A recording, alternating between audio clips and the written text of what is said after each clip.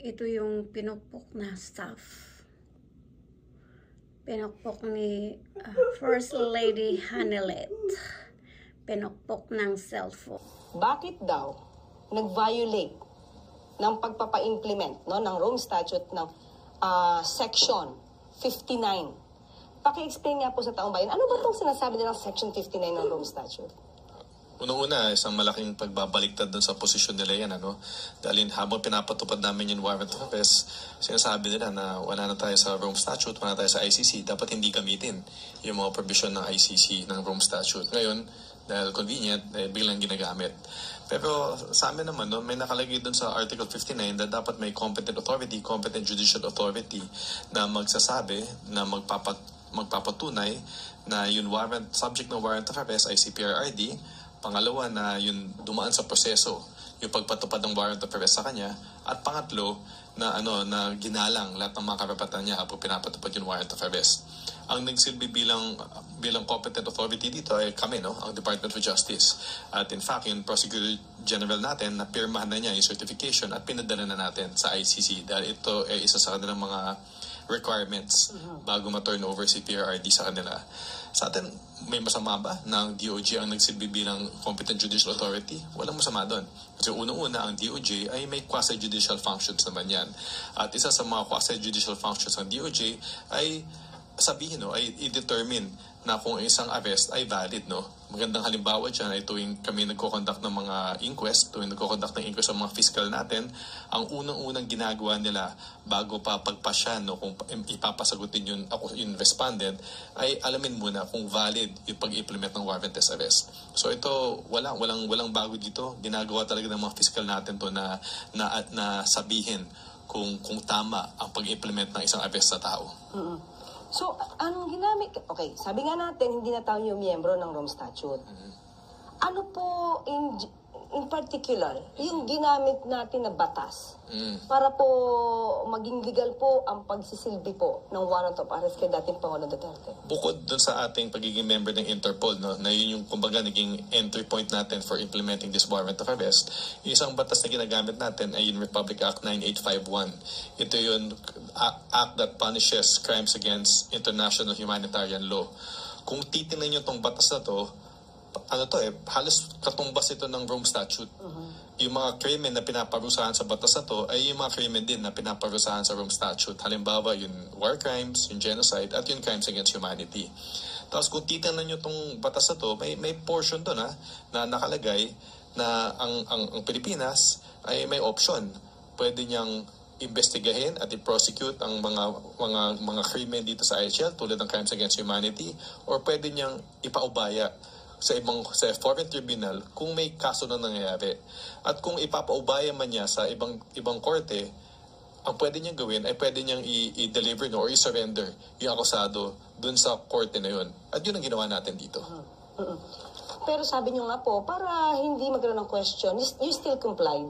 Although hindi tayo dapat nagko-comply kasi hindi tayo miyembro. Hindi na dapat. Complied too, para magkaroon ng substantial compliance. Kasi procedure na lang yan. Hindi na yan substantive issue, it's a procedural issue na kung papatanggapin ng ICC, CPRRD, kailangan may competent judicial authority na magpatunay na nasundan yung mga tatlong gusto nila. At kami, ang DOJ, kami ang nagsilbing bilang competent judicial authority. Ayan. So maliwanag na po kasi nagkakaroon po ng issue, dapat daw po ay ma-consider na illegal yung pagsisilbi ng warrant of arrest dahil hindi nga daw po nag-comply dun sa Rome Statute na Section 59. Pero pinaliwanag nga po ni Yusek Nikki na may substantial compliance and at the same time, ang ginamit po nating batas ay ang RA 9851. Okay?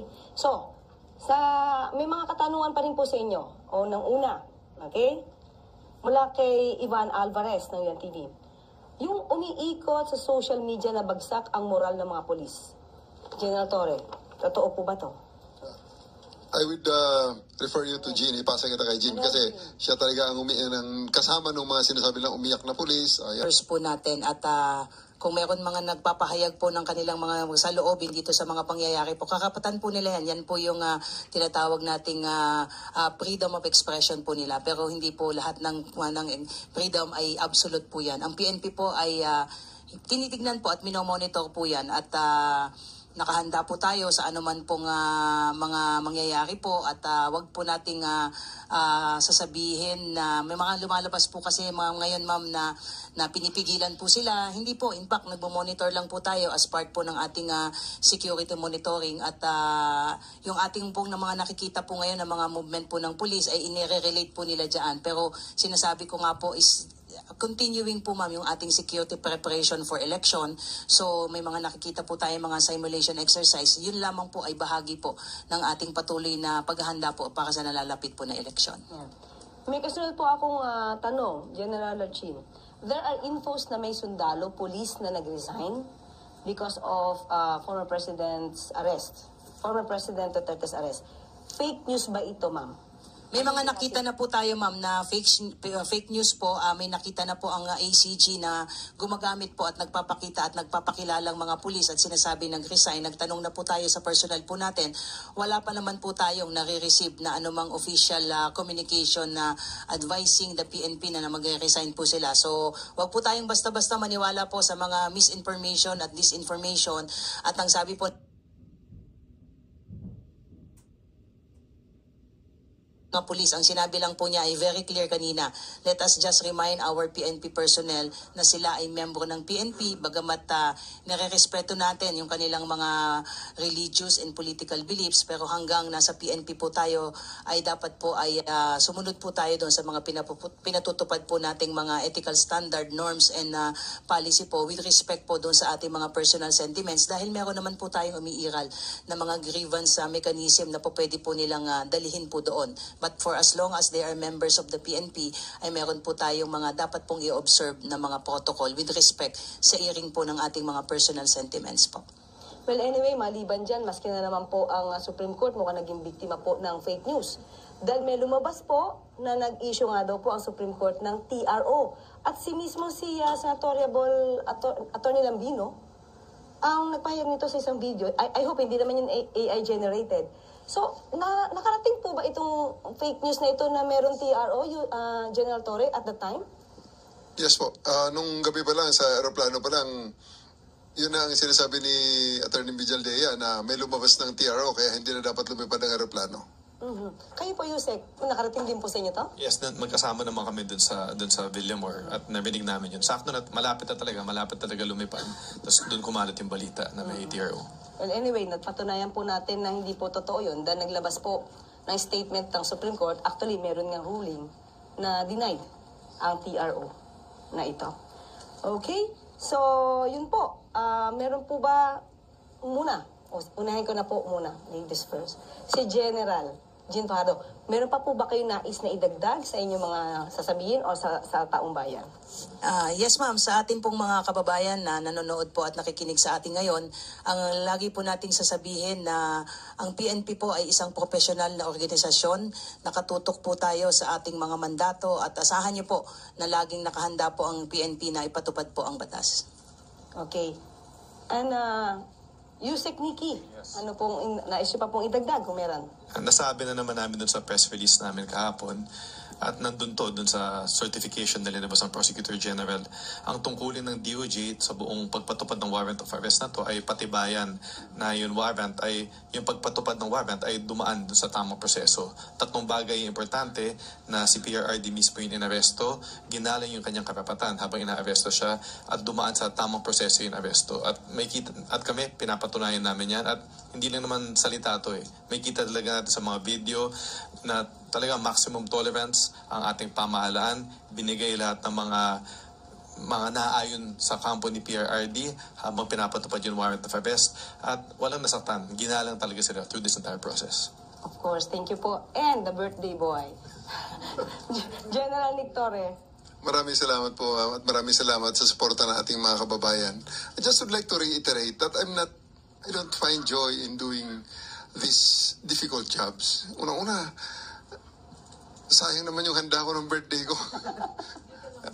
So, gusto ko lang i-emphasize na hindi ko ito ginagawa para sa personal aggrandizement o kung ano pa man. Kundi ito ay ginagawa natin dahil ito ay trabaho natin, especially that I'm the chief of the Criminal Investigation and Detection Group.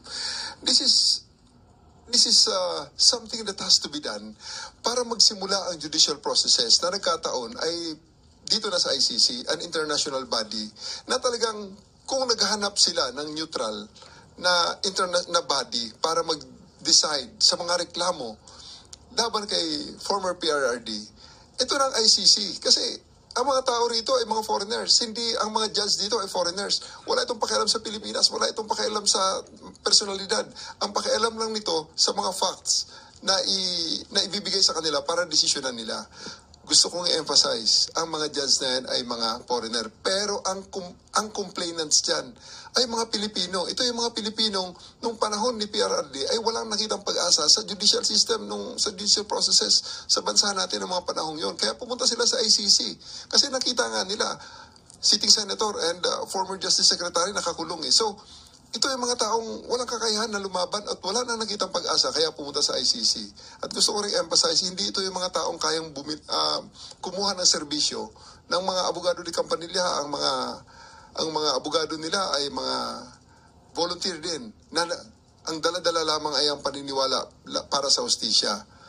So sa ngayon, dinala nila sa isang forum na neutral ito, si FPRRD, and the former president, I'm very sure, has the capacity to defend himself using the lawyers that he can afford, that he will get. So, I think this is fair. At sa warrant of arrest na ibinilabas ng ICC, magsisimula ang lahat ng yon kung ma-take into custody si former President Duterte at madala sa kanila, ma-endorse sa kanila para they can take the jurisdiction and the judicial process can start so that justice can be dispensed for all. Kung siya ay inosente, mapabilis ang pagdeklara na siya ay inosente. Kung siya ay guilty naman, mapabilis din ang pagbigay ng hatol sa kanya para mabigyan naman ng hustisya itong mga nagre-reklamong nakiklaim na sila ay naging biktima ng paglabag niya sa batas. Yes, tama po, no, General Torre. Hindi lamang po dapat natin tignan ang isang side of the story. Meron po tayong nakakalimutan. Yung kwento po nung di umano mga biktima ng EJK. So, tignan po natin pareho. Wag po tayong kumampi. Alam natin na meron po kayo iniidolo, meron po kayong hinahangaan. Pero this time, dapat po hustisya po ang mag-prevail. Hustisya para sa di umano mga biktima at hustisya rin po kay dating Pangulong Duterte.